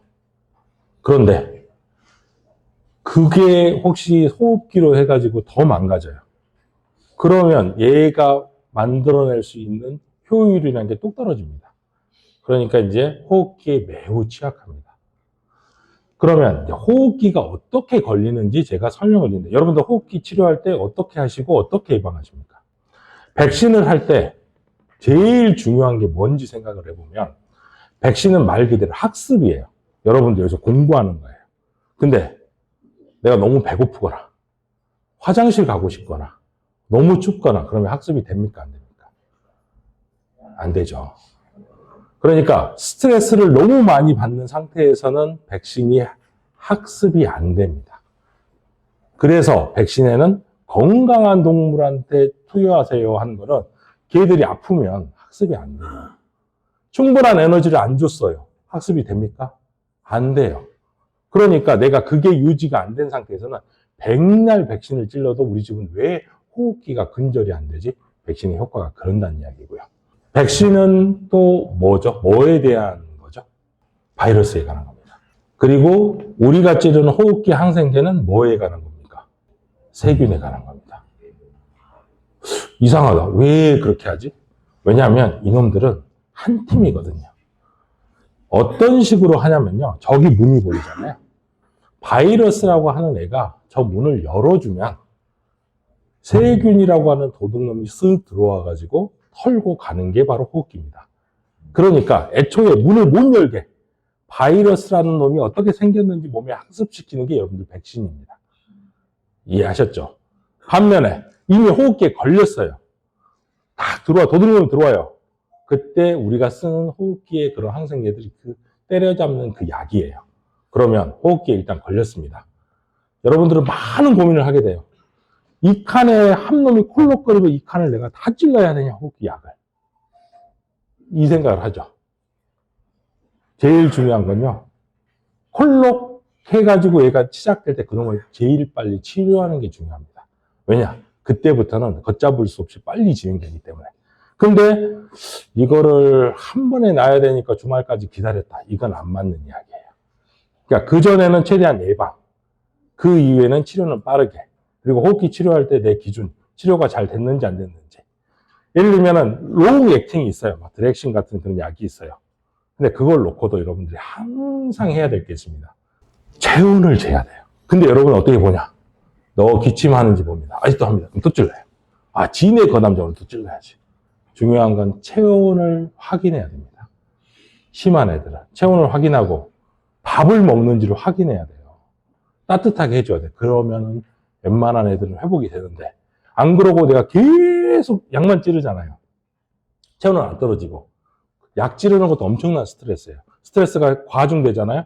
치료가 안 됩니다. 그러니까 어떤 경우는요, 사료만 잘 먹고 내가 따뜻하게 해주고 그러면 호흡기가 낫고요. 어떤 집은 계속 약을 찔러도 소가 말라만 갑니다. 그래서 제일 중요한 것은 체온이 떨어질 때까지 개는 특별히 치료를 해야 돼요. 사료를 먹어야 회복하기 때문에 그렇습니다. 그리고 자, 두 번째 보면 스트레스 이야기예요. 저게 뭐냐면 여기서 여러분들 딱 이러고 있는데 누가 아무것도 모르고 저기서 문을 쓱 엽니다. 여러분들 저기를 딱 쳐다보겠죠. 누가 왔나? 조용하니까. 반면에 이거 다 끝나고 밥 먹으러 가요. 그리고 일어납시다 하고 일어났는데 누가 문 열어도 여러분들 쳐다봅니까? 안 쳐다봅니까? 안 쳐다보죠. 즉 스트레스 상황이라는 건요, 정신없을 때예요. 언제 정신없죠? 소가 우시장에서 사가지고 딱 올 때 정신없습니다. 그러니까 호흡기 걸리는 거예요. 이유할 때 막 속에서 난리가 날 거 아닙니까? 먹는 게 바뀌니까. 그러니까 이유 스트레스라는 게 평상시 안 먹는데 야 너 그냥 이거 먹어. 그 충격이 오면 애들이 호흡기가 오는 겁니다. 그래서 스트레스는 호흡기하고 관련이 깊다는 거고요. 그 다음에 얘가 나중에 증체나 그런 데 엄청나게 영향을 미친다는 거죠. 결론적으로 말씀드리면 호흡기 치료할 때 여러분 항상 그 개체의 체온을 측정하면서 개의 체온이 떨어지도록 만들어야 돼요. 그래야 먹습니다.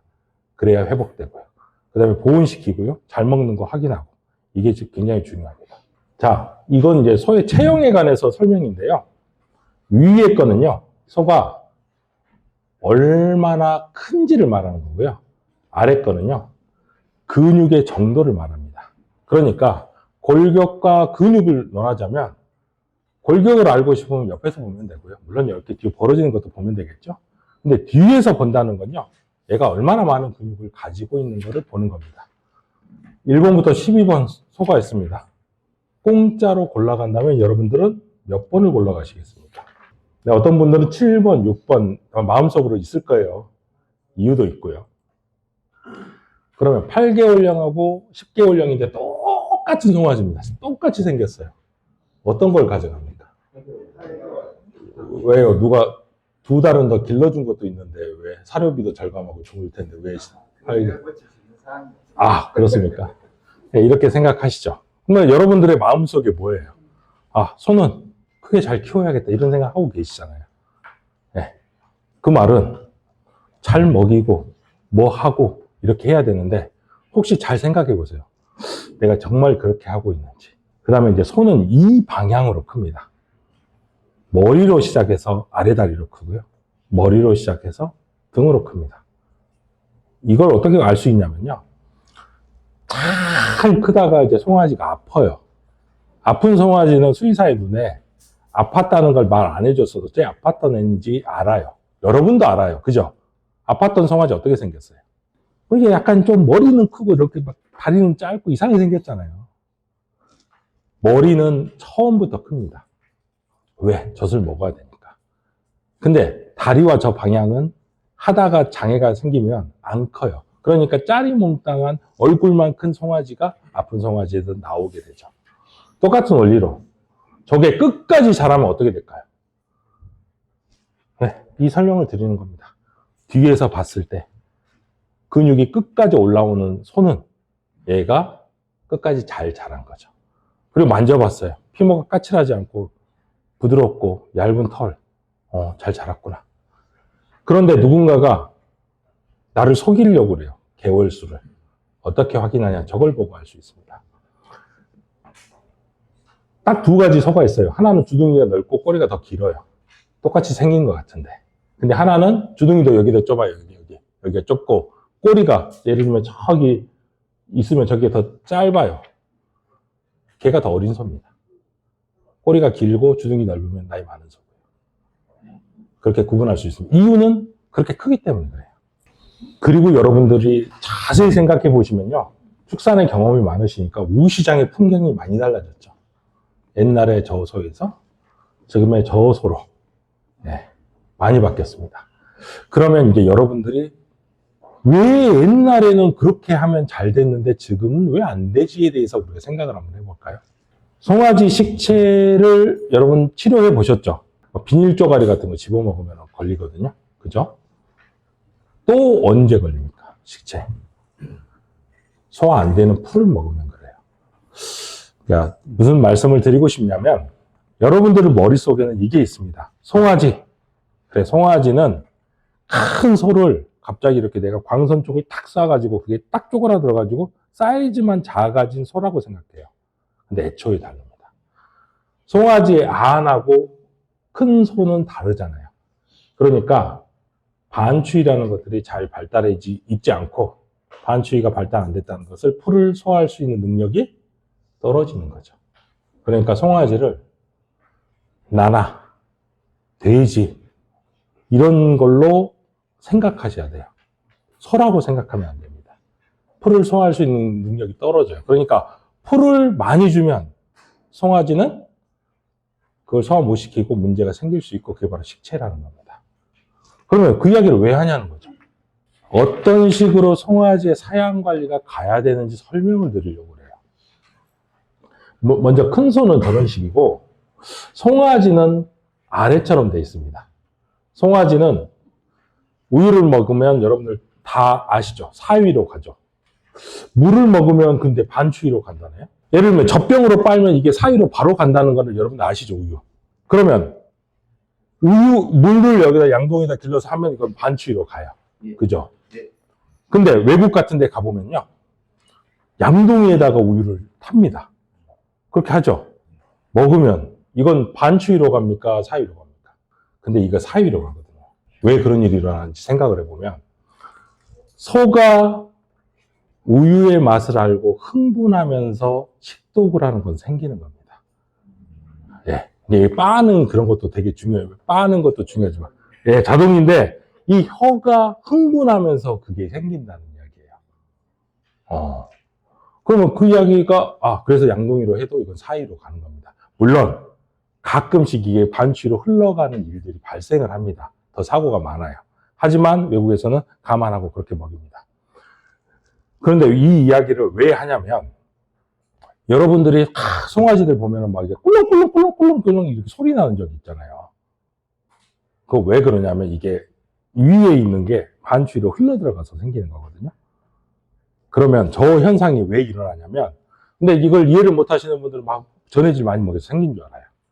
그러면 저게 왜 가냐면 송아지가 설사를 하는 순간 보면은 이제 이렇게 빠는 힘이 약해지거든요. 그러면 이제 이게 앞으로 새기 시작해요. 그러니까 아픈 송아지는 우유가 사이로 정확히 전달이 안 되고 자꾸 반추위로 들어가는 일들이 생겨서 그렇습니다. 그러면 얘가 원래 응고가 어떤 식으로 되냐면 사이에서 응고가 된다면 소화가 돼야 되는데 이게 반추위로 흘러 들어가요. 그러면 이 껍데기가 훌렁 벗겨지는 일이 발생합니다. 그래서 그거를 뽑아내면 어때요? 시커먼 물이 나오는 거예요. 그래서 아픈 송아지한테 그런 현상이 나오고 또 이거 흥분한 거 여기는 안 나와 있지만 제가 설명드리면 여러분들 자연 포유하다가 인공 포유로 갑자기 전환해야 되는 경우가 생기죠. 젖병 물려야 되잖아요. 근데 여러분들은 어떻게 하시냐는 거죠. 어떻게 하십니까? 어떤 노하우가 있으면 한번 알려주세요. 제가 하는 방법을 설명드리면 아까 소가 우유의 맛을 보고 흥분한다는 사실을 여러분들이 알아야 돼요. 그러니까 첫 번째는 젖병을 내가 선택할 때 부드럽고 뭔가 좀 빨기 편한 재질이어야 돼요. 아닌 걸 딱 대면 에이 이래요. 두 번째는 얘가 이 맛을 보고 흥분하도록 만들어야 돼요. 그래서 손을 깨끗이 씻고 내가 먹여야 될 우유나 대용유를 적셔가지고 계속 송아지 입에다 넣어주면 처음엔 반응이 없어요. 그러다 어느 순간에 얘가 반응을 하면서 흥분을 하면서 쪽쪽쪽 빠는 반응이 보입니다. 그때 젖병을 물리는 겁니다. 그러니까 미각으로 젖병 그런 우유의 맛을 알고 얘가 흥분을 하면서 그 반응이 일어난다는 겁니다. 그래서 저런 것들이 나오고요. 그 다음에 반추위로 농우사료와 조사료가 들어가는데, 조사료는 어떤 거냐면요. 조사료는 쉬 말해가지고 여러분들로 따져보면 게 같은 거예요. 게. 그 이렇게 집게 달린 게. 그 게는 껍데기는 못 먹잖아요. 그죠? 그러니까 항상 반추위에서 소화시켜도 저 껍데기가 남습니다. 그러면 여러분들이 말하는 화식, 발효사료는 뭐냐면요. 저 껍데기를 흐물흐물하게 만들어서 소화 잘 되게 만들어 놓은 겁니다. 그래서 그런 거 먹이면 성적이 좋다는 거죠. 조사료를 농우사료의 물성으로 바꾸는 겁니다. 그게 중요하지 않고 어찌됐든 저렇게 되어 있기 때문에 너무 풀을 많이 주면 송아지는 그거를 제대로 소화를 못 시켜요. 그래서 어떤 경우는요. 풀을 먹었으면 그게 3일 안에 머물러 있는 경우도 있어요. 그러면 개가 반추위에서 자리를 많이 차지하고 있어요. 그럼 사료를 많이 먹을 수 있을까요? 없을까요? 많이 못 먹는다고요. 그래서 농우사료 위주로 송아지를 키워야 빨리 크는 이유가 풀을 너무 많이 주면 얘가 그걸 먹을 수가 없어요. 네, 그런 현상이 발생합니다. 송아지 사료니까 작게 주는 분들이 있어요. 틀린 말입니다. 농우사료 위주로 줘야 되기 때문에 오히려 빨리 소화가 안 되는 그런 텍스처 사료들을 써야 돼요. 그래서 외국 같은 거는 그러니까 막 알이 굵고 그러는데 옛날에 한때는 우리나라는 되게 작은 거 먹이고 그랬잖아요. 근데 저거 그렇게 하면 막 가스 차고 그렇게 되거든요. 어쨌든 굵고 그런 걸 써야 되고요. 그 다음에 물통 없는 집이 너무 많아요. 물통이 있어도 겨울에는 차가우니까 더 없어요. 근데 물통을 달아줘야 송아지가 잘 큽니다. 젖소 농장 나중에 가보시면 이렇습니다. 젖소 농장에 가보면 밥 먹는 데가 있고요. 저기 반대편에 물통이 있는 게 아니라 어떤 데 가보면 물통이 그 가운데 있어요. 왜 저기다 뒀지? 사료 먹고 나 가서 그만 먹고 쉬어야지. 근데 물이 있네. 물을 먹어요. 또 먹지. 그리고 다시 사료를 먹습니다. 물을 먹어야 사료를 먹게 돼요. 그러니까 물통을 달아주면 사료 섭취량이 한 30%는 늘어납니다. 빨리 키우고 싶고 그러시면 물통을 반드시 달아야 된다는 거죠. 그리고 이제 이 내용입니다. 초등학생한테 1,000원의 용돈을 줬어요. 중학생이 됐는데 또 1,000원을 줍니다. 어떻게 하죠? 안 좋아하죠. 그러니까 10,000원을 주죠. 대학 갔는데도 10,000원 줘요. 나는 이제 5만 원 줄 줄 알았는데. 송아지도 똑같다는 겁니다. 얘가 커져요. 커지면 여기에 맞게끔 먹여야 다음 단계로 넘어가는 겁니다. 그런데 누군가가요. 송아지가 너무 안 큰데요. 딱 가봤어요. 그러니까 그분은 딱 축협에서 나눠주는 프로그램 그대로 두고 있습니다. 그러니까 어떤 현상이 나오냐면 애초에 좀 작았던 송아지는요. 잘 커요. 근데 큰 송아지는 안 큽니다. 충족이 안 되기 때문에. 여러분 이따가 점심 먹을 거잖아요. 근데 여러분들 저보고 이렇게 생각하실 거예요. 저 사람은 평생을 많이 먹었나 보다. 이번 점심은 안 먹어도 되겠지 생각하십니까? 아니죠. 제가 가면 저는 이제 밥을 되게 빨리 먹거든요. 그럼 항상 듣는 이야기가 있어요. 부족한가 보다 이렇게 생각해요. 네. 그리고 제가 여러분보다 살찌려면 그리고 지금까지 살찌기 위해서 얼마나 많이 먹었을 걸 생각해 보면 엄청 먹어야 됩니다. 그러니까 여러분들이 생각해야 될 거는요. 얘가 왜 안 큰지라고 생각을 해보면 그 골격과 근육을 채우기 위해서는 얘가 쓰는 양이 있잖아요. 그거 빼고 나머지가 성장인데 내가 그걸 제한을 해요. 그럼 얘는 안 크는 거예요. 그걸 생각하셔야 돼요. 왜 안 크지 우리 집에? 그래서 비육을 나중에 하실 때도 송아지도 마찬가지인데 그 정체 구간을 찾아내야 됩니다. 예, 제가 이렇게 제 슬라이드에 이렇게 글씨가 많이 나와 있잖아요. 이건 내가 하고 싶은 이야기가 아니란 이야기입니다. 자, 축산과학원에서 나온 것들을 보니까 겨울철에 송아지를 막 이렇게 됐는데 뭐라고 나오냐면요. 접촉을 피하게 하고 격리시키고 햇볕을 쬐을 수 있게 해주고 막 나와 있어요. 저걸 여러분들이 읽으면 무슨 생각이 드냐면 아이고 우리 태양광 했는데 그래서 우리가 생겼나 보나 생각부터 별 생각을 많이 하게 됩니다. 소버짐 여러분은 어떻게 치료하시죠? 트리코벤 같은 백신도 넣고 잘 먹이는 집도 있고 그러면 언제 버짐이 생기는지 딱 해보면 먼저 송아지한테 생겨요. 큰 소에 생기는 거 별로 없으시죠? 네, 거의 없죠. 그럼 왜 또 겨울에 나냐는 거죠. 또 제한포유 이유 할 때도 생겨요. 버짐은요. 여기서 말씀을 딱 드릴게요. 버짐은 주식의 주가와 똑같은 겁니다. 뭐냐면요. 얘가 원래 회사가 요만큼인데 이게 이렇게 너무 앞서 나가거나 뒤서 가거나 주식이 왔다가 주가가 왔다 갔다 하잖아요. 마찬가지입니다.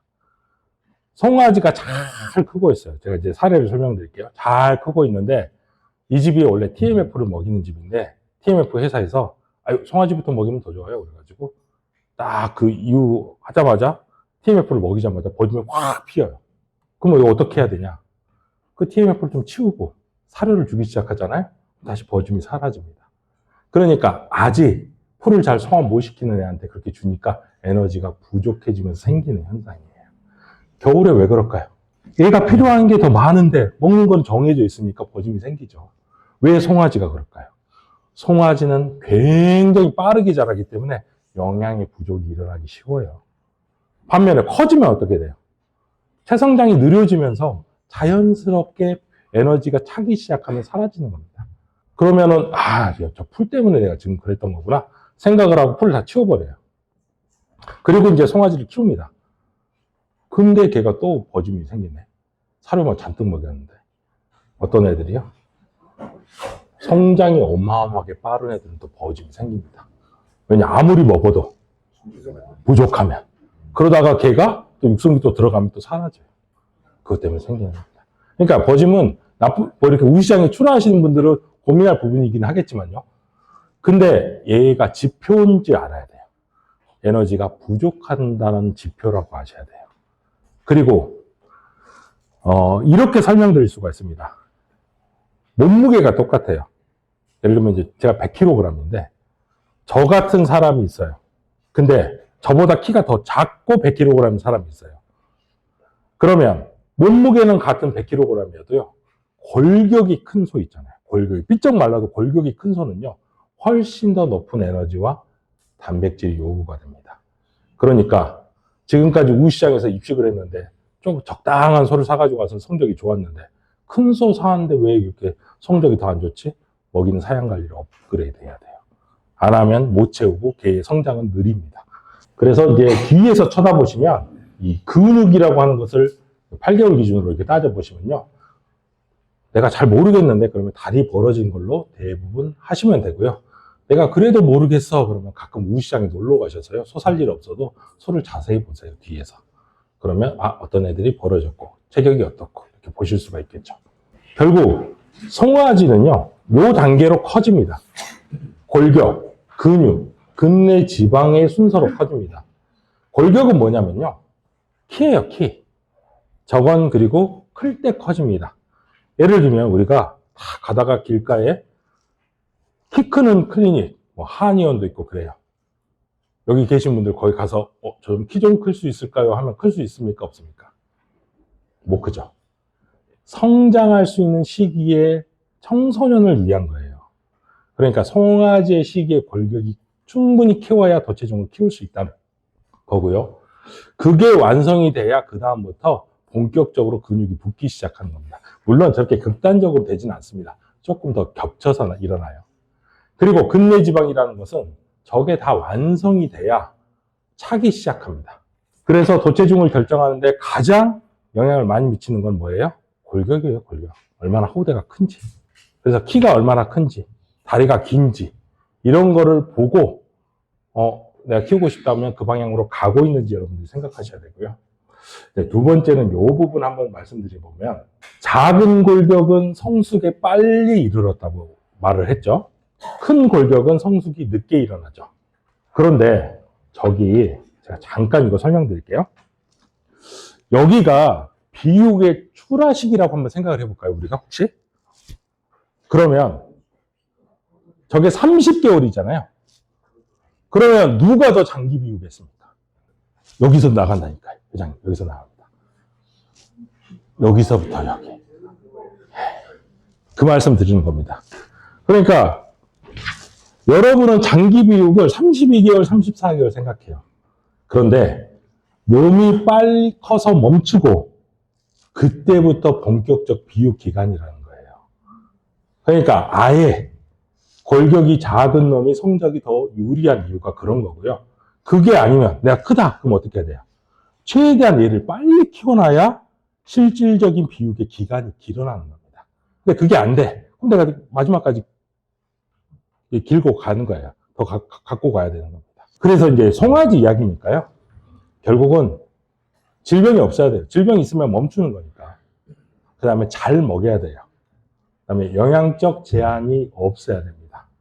근데 송아지는 저는 8개월 정도까지라고 생각하고요. 어떤 분은 6개월까지 생각하실 수도 있지만 저는 8개월까지라고 생각합니다. 왜 그렇게 생각하냐면요.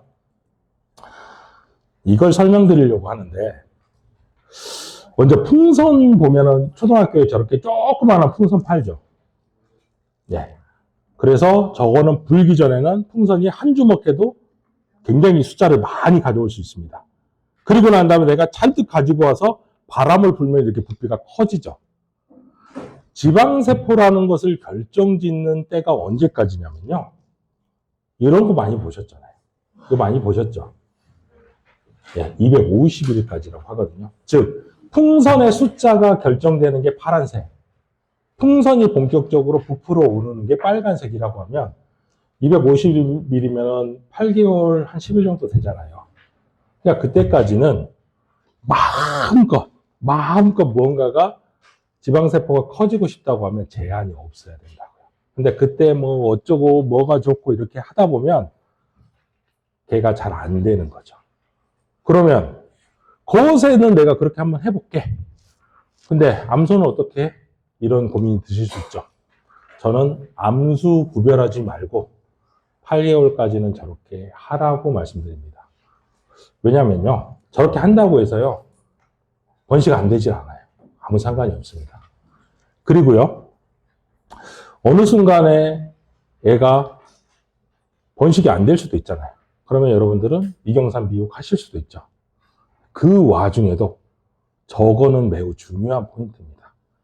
그리고 미경산 비육의 성적의 관건은 뭐라고 생각하냐면요. 미경산 비육을 해야 될 애를 빨리 결정하셔야 돼요.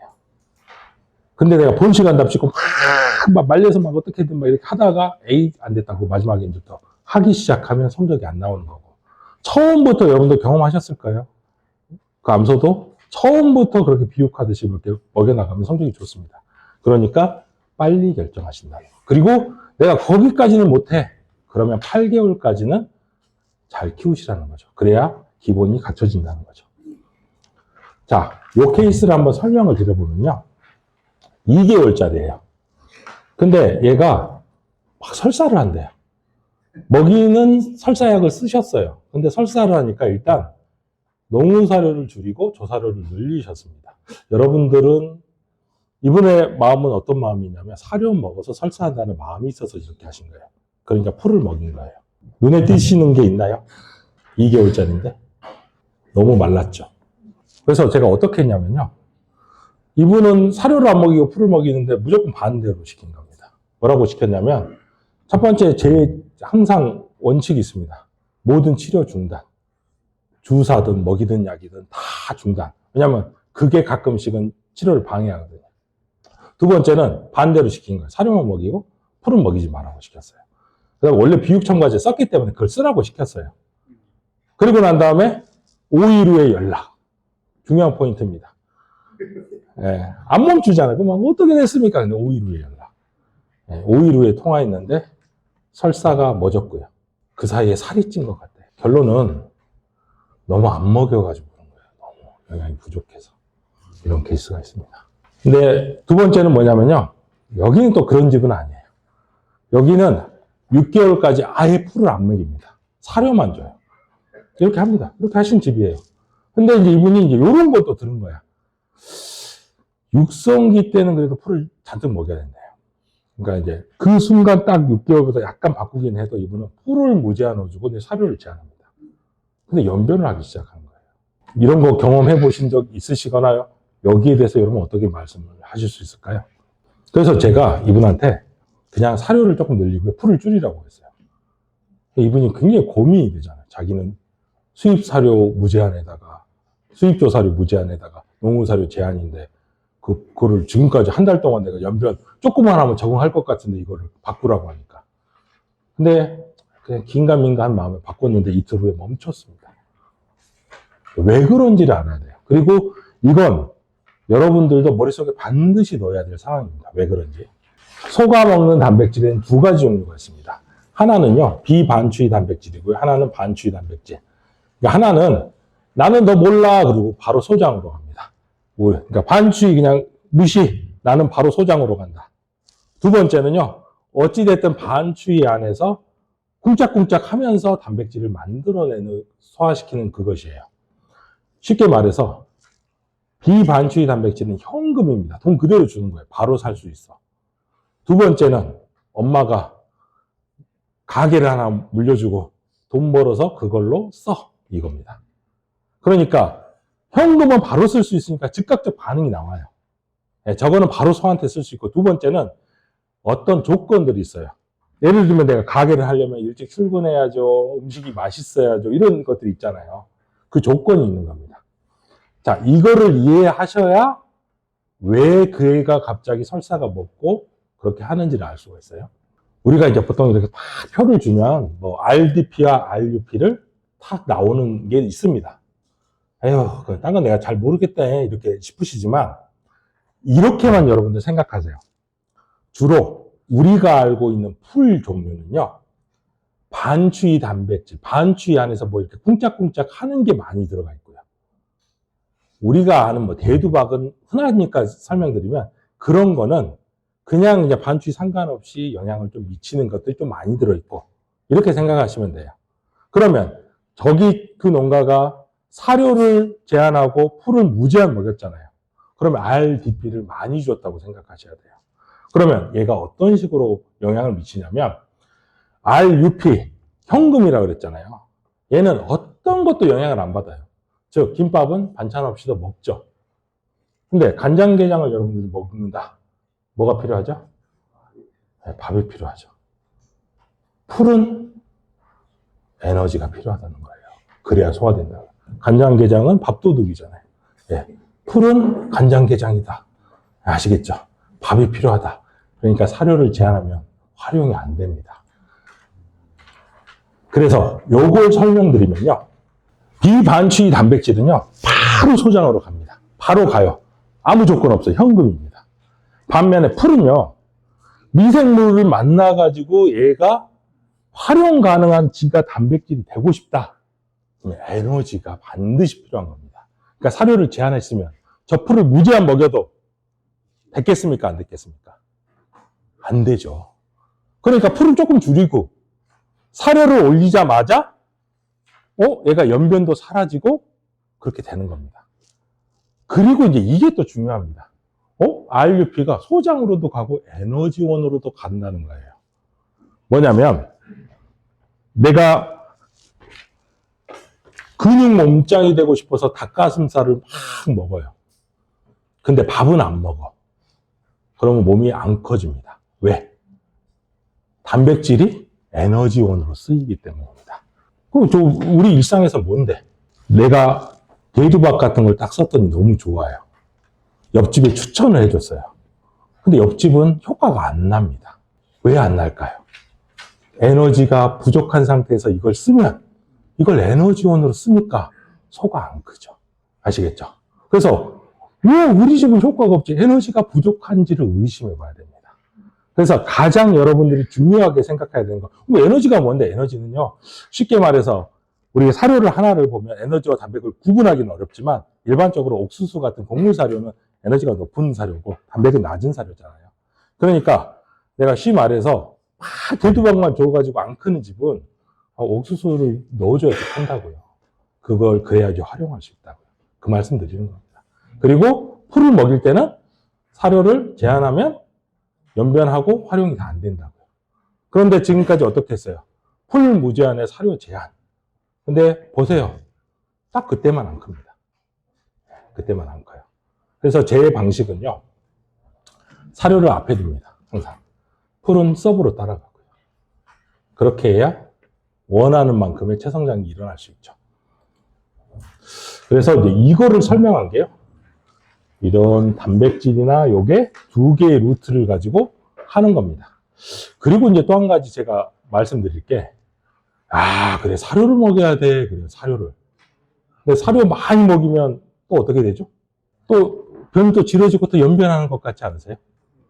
네. 또 그거 보면 그래 사료 먹어가지고 연변하는 거야. 그건 왜 하는 걸까요? 우리가 사료를 쓱 주면 제일 먼저 사용하는 것은 반추위에서 먼저 얘를 쓱 씁니다. 그리고 그것이 남으면 어디로 가죠? 소장으로 갑니다. 그쵸? 소장에서 써요. 근데 소장에서도 다 활용을 못해요. 그럼 이게 대장으로 가죠.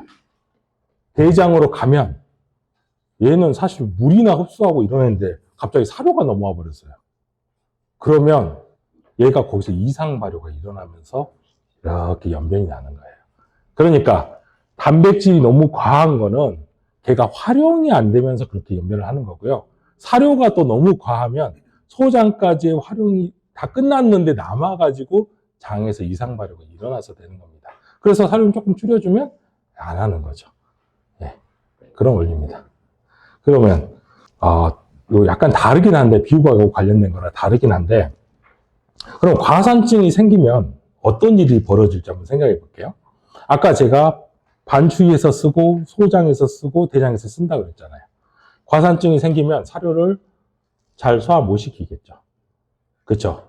그러니까 소장으로 넘어가는 양이 더 늘어나죠. 소장을 쓸 수 있는 게 한계가 있어요. 그럼 대장으로 넘어가는 양이 더 늘어나는 겁니다. 자, 여기 회장님하고 이렇게 저희 셋이서 까나리 액젓 이제 먹기를 해요. 제가 먼저 한 입 크게 먹어야지 나머지 분들이 조금 먹는데 제가 입만 대고 내려놓으면 회장님 드시고 마지막에 다 먹죠. 이제 탈이 나는 겁니다. 그러니까 사료를 너무 많이 먹이는 것도 문제고 과산증이 발생해서 반추의 기능이 떨어져도 연변이 나올 수 있다는 겁니다. 네, 오늘 내용은 여기까지 하겠고요. 오후에 만나 뵙겠습니다. 네, 감사합니다.